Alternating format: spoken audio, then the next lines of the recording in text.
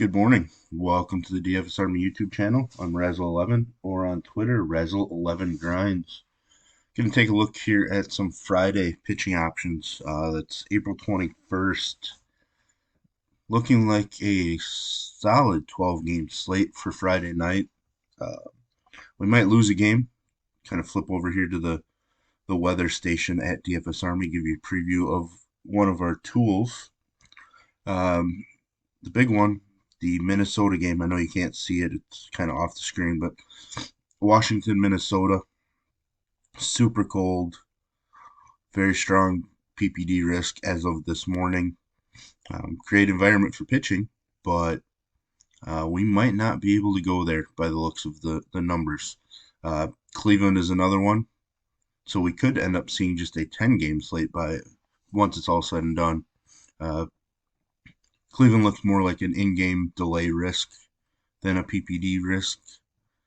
So that's definitely something we need to keep an eye on. All right. And again, we're going to DraftKings since that is where my action primarily is. At the top, no need to really say all that much. It's Shohei Otani. It's home against Kansas City. I think we just have to go with it here. We're looking at pitching wise.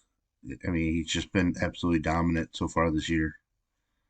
One start at home, 5 walks. Kind of shocking, but he's just not getting touched at all. So the issue is the average points per game. If people look at that, is also taking into effect his hitting as well, and everything. So it's a little annoying, but it's just a spot that we just don't want to ignore. I'm not going to get cute and try to go really underweight on the best pitching option on the slate tonight. Couple guys near the top here that I generally like. Freddie Peralta, Hunter Brown, Zach Gallen. We'll put these three together. I am tempted to go back to Freddie Peralta. I think he's going to be lower owned just because of Shohei being pretty similar priced. He was terrible last time out, but his first 2 starts of the year, both at home, was very dominant against two strong offenses in the Mets and the Cardinals.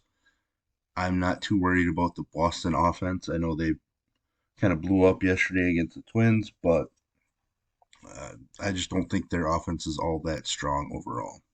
So Peralta is going to be in my pool. One guy that I'm leaving out is going to be Hunter Brown. This feels like a dangerous decision because I've been extremely impressed with his stuff. He's looked great the last 2 starts.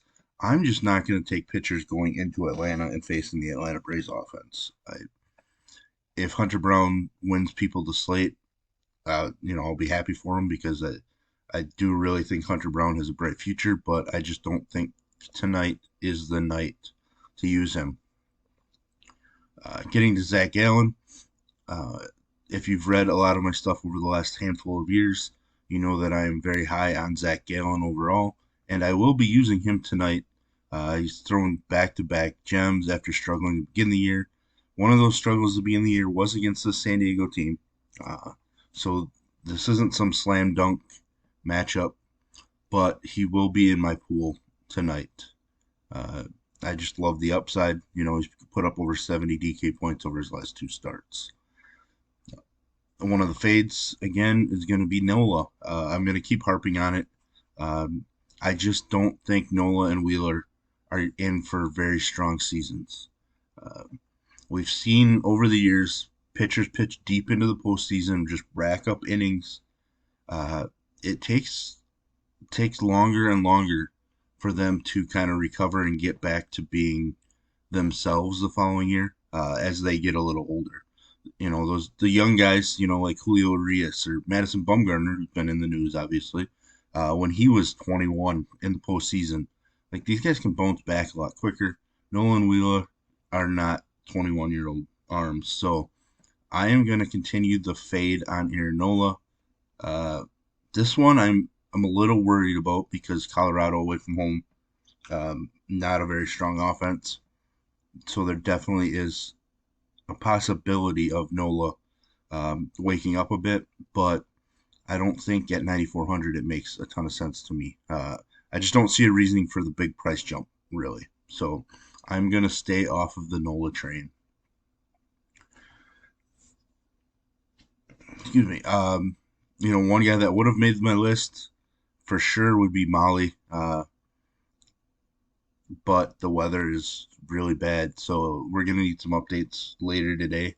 If we get an idea that it might be clearing and the game could go on, Molly would end up as one of my favorite. Hasn't looked good the last two. Strong to begin the season. Uh, Very weak matchup. So I would be on him if we get an all clear or an idea that we can kind of get some exposure to him without much worry. And I guess I shouldn't skip over John Gray. I'm a little worried. While I was watching the last game when he took that line drive off of his arm, it was almost right off of his pitching elbow. The swelling and bruising was immediate. So I don't know how he's going to react coming back from that. If you tell me that he's 100% good to go, there's no issues, then yeah, like John Gray against Oakland right now, great spot. Has thrown really well at home in his one start. I'm just going to need to read some updates throughout the day. And if he's said to be good to go, he should be one of the higher owned pitchers on the slate.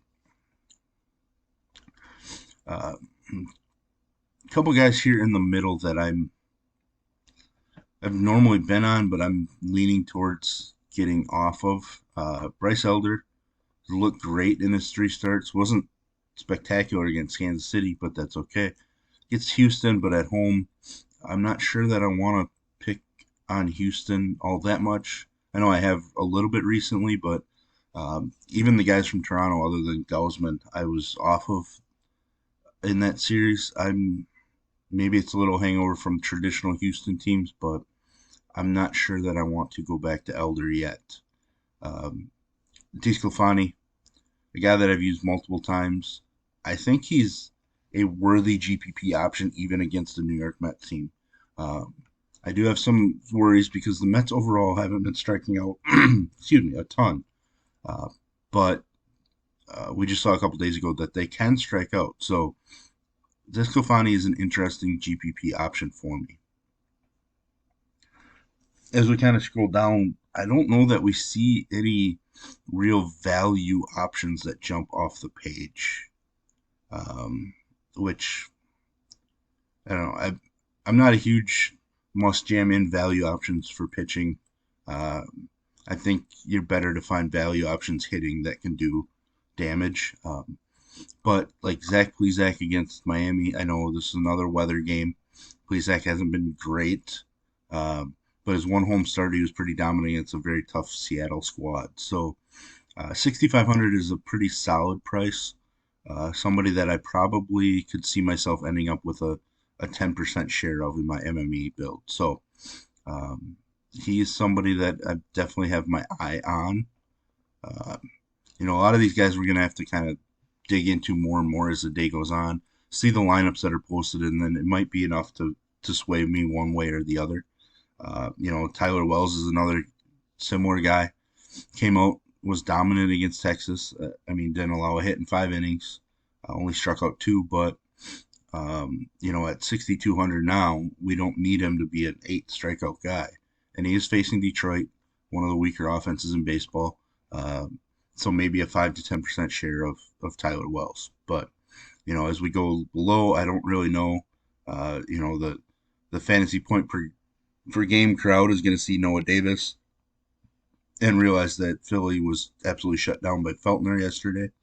So there's going to be some ownership here, which I don't think I can get there. I'm sorry. I know Philadelphia let me down a lot last night, but I don't think I can do it. Here is an interesting one. Returning from Tommy John, Joey Lucchesi. The reason he stands out for me is the most dangerous bats on the Giants roster, maybe other than J.D. Davis, uh, are very right-handed. They're left-hand heavy.